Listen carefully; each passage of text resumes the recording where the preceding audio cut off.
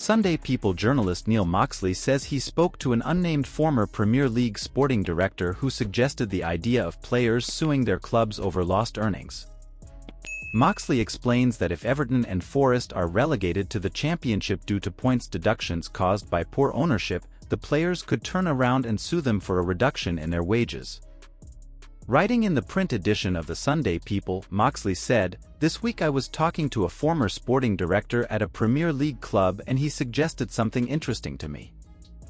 Nottingham Forest and Everton had points deducted due to excessive spending and the club owners' negligence in keeping their finances in order.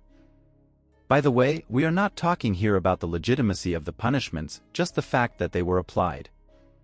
My friend thinks there will be a group of very dissatisfied players in those dressing rooms who may take legal action against their own clubs.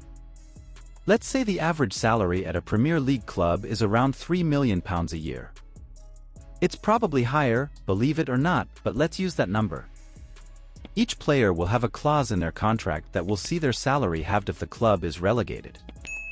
It's a £1.5 million cut, which they will have to take on their chin." Moxley finished by saying, "Watch this space. Will the players sue Everton and Nottingham Forest? Well, from our point of view, this seems pretty ridiculous. Clubs have lost points and been relegated in the past, and we don't recall hearing anything about players suing clubs over lost earnings. Ultimately, it's a job hazard.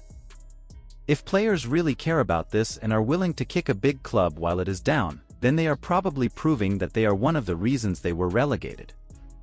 Yes, Everton spent too much on players in the Farhad Moshiri era.